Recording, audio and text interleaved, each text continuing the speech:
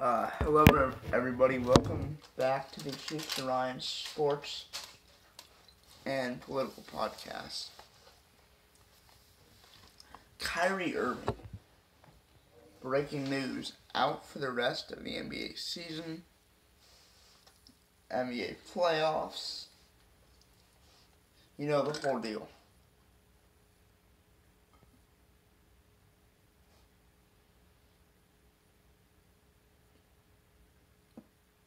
Let that sink in for a little bit. But it's very interesting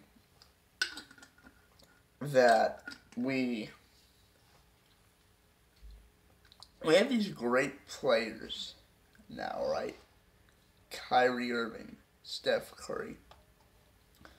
And, Kyrie was heralded coming out of college.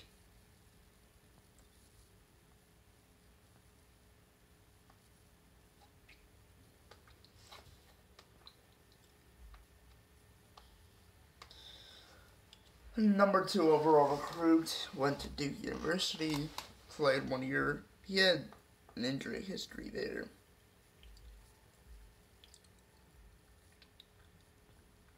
And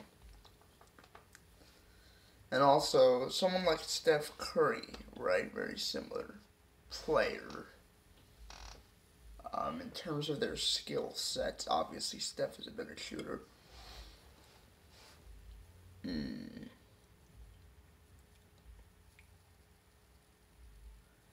And he is also riddled with injury history. He has blown out his ankle twice. Right.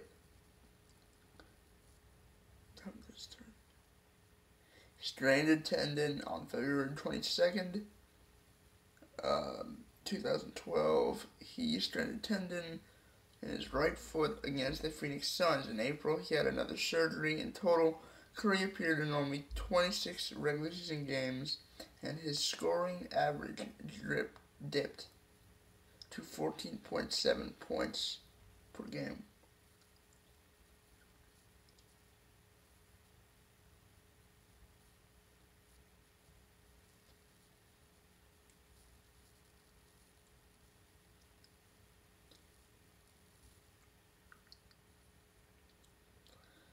This year he's had a knee strain along with an ankle injury that kept him out for a couple games as well.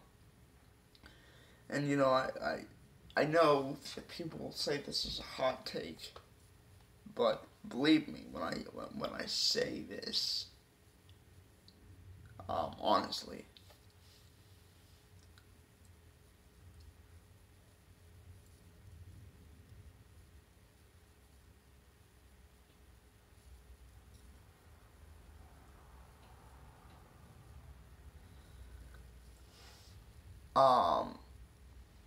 Steph Curry, at the end of this 5-year contract, may retire.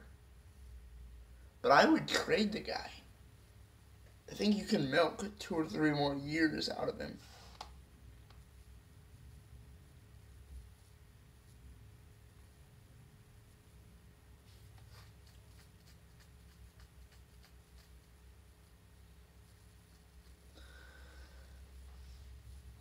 I would trade Kyrie Irving as well. Kyrie Irving has a longer injury history. And with the game that he plays, he needs to be physically healthy. At least with Steph, the fact that he's such a great shooter, his dribble penetration makes him this elite all-around player. But he can live behind the three-point line. I don't believe Kyrie Irving can. Kyrie Irving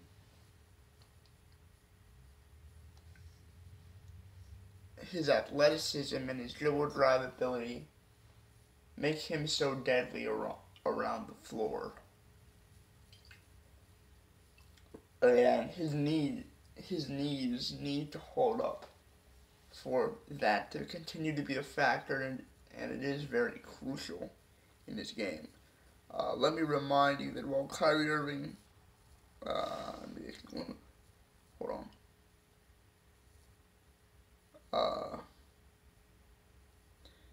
it's interesting. Kyrie Irving does have a decent 3-point percentage throughout his NBA career. 40, 39, 35.8, 41.5, 32.1, 40.1, for an average of 38.3%.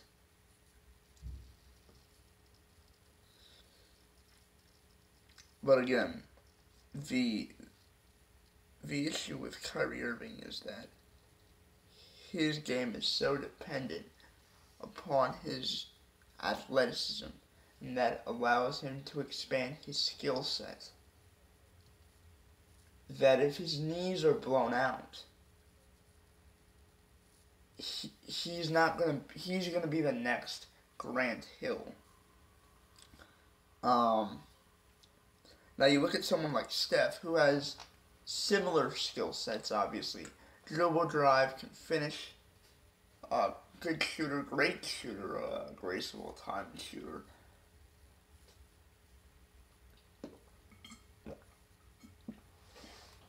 That's what separates him from Kyrie Irving. And that's why I would keep him longer than I would Kyrie. Look, Kyrie is only 25 years old. But basketball now is different.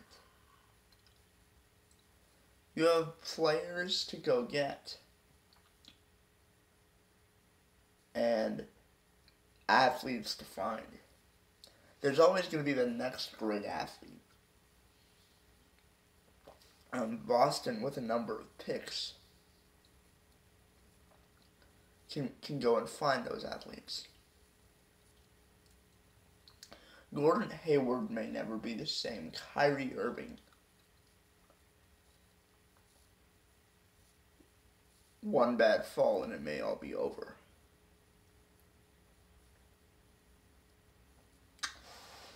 The Boston Celtics made moves for young players, and they made the right moves at the time, obviously. It was two young players that could shoot the ball well, were athletic, and in the primes of their careers. Kyrie Irving has an injury history, continues to have one. Gordon Hayward, it was questioned whether he would walk again.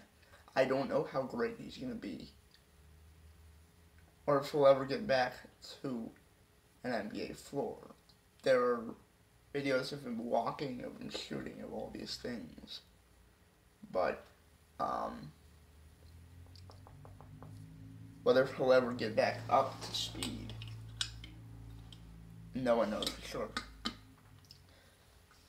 What the Boston Celtics have built is based on an ideology. What they have built is something for the long term. We're going to compile all these draft picks. We're going to use these draft picks to draft good young players and to trade for valuable assets that we can use in the future. For assets that can help build our future. What has happened here is that the two assets that they've tried to build around are not durable or not healthy. And with the amount of money they want to be paid in the near future, is it worth the risk? I would trade Kyrie Irving for loads of draft picks. I don't trust the guy's knee. He's a top 10 NBA player, sure.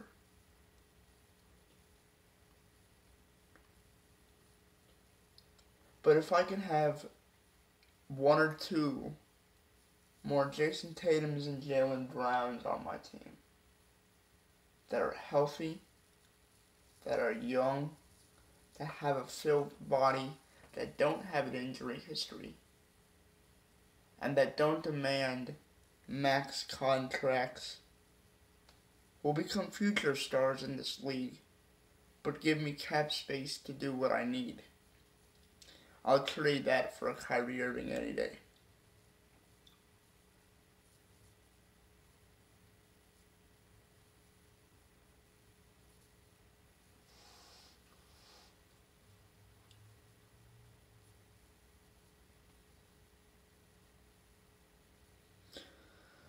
That's why I would trade Kyrie Irving. I would trade Kyrie Irving for loads of draft picks.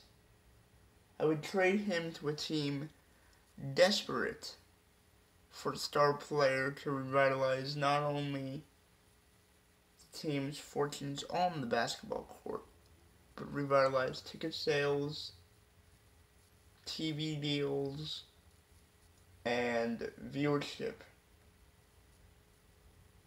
all across the board. A team like Brooklyn that begs for a media star, a national, not icon, but marketer that could put the brand back on the map.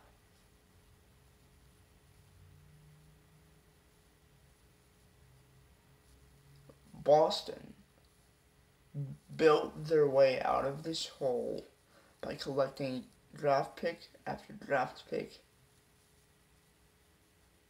and developing good young players. That's why they're still the number one seed without their two best players. And now all of the sudden, they moved from having a farm system to going after known high quality commodities. And yeah, I agree with them. I was wrong in what I thought they should do.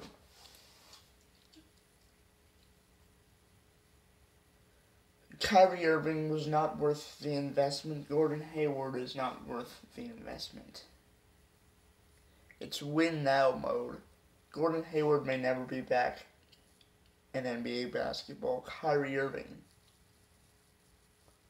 is older and getting more durable, and getting less durable. Those years will start to catch up on him really fast. Now to Steph Curry. Steph Curry has been in the NBA 10 years. He's a 5-time All-Star. But he's also signed for $200 million over the next 5 seasons. And he's not going to be in the first round of the playoffs. Knowing Curry, I would keep him for longer. Because with his style of play, he can alter it because of his deadly shooting. He doesn't have to be this athletic monster to be great on the offensive end, but it adds to his skill set. Steph Curry, with his history, with the risk involved, was not worth $40 million.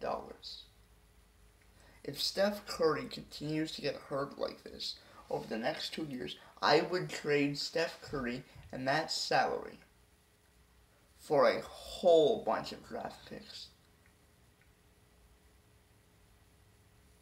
Because you have Klay Thompson to build around, you have Kevin Durant to build around, you have Draymond Green. You can afford to let Steph go, Hall of Famer. He's the greatest shooter ever, one of the greatest players ever. But if he's not on the floor, he isn't worth $40 million every single year. And let me make this final point.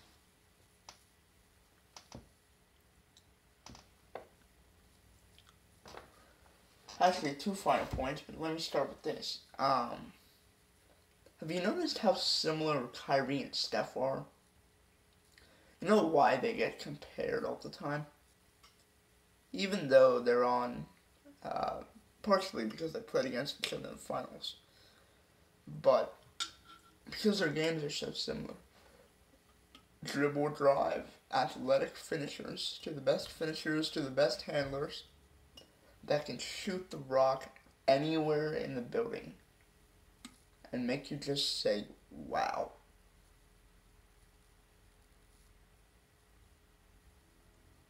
Have you noticed how weak their bodies are? Because with the type of play that's involved, you're taking awkward falls. They're strong, but they're not as strong as 300-pound centers coming after them. They're good finishers, which means they have athletic ability, putting strain on joints, having collision after collision, and shooting long-range bombs puts stress on their bodies, as well as the moves that they make with dribbles. Both of their games are based so much on athleticism and athletic ability, even from the shooting standpoint, that even though they're such great multifaceted players, there's a risk in having them because at some point the age, the strain, the injury history, and that workload runs its course. You know, Father Time never loses. But sometimes it knocks you out right under your feet. Before the final, not even before the final bell. In the middle of the 7th round when you're winning the fight. 6 rounds to nothing.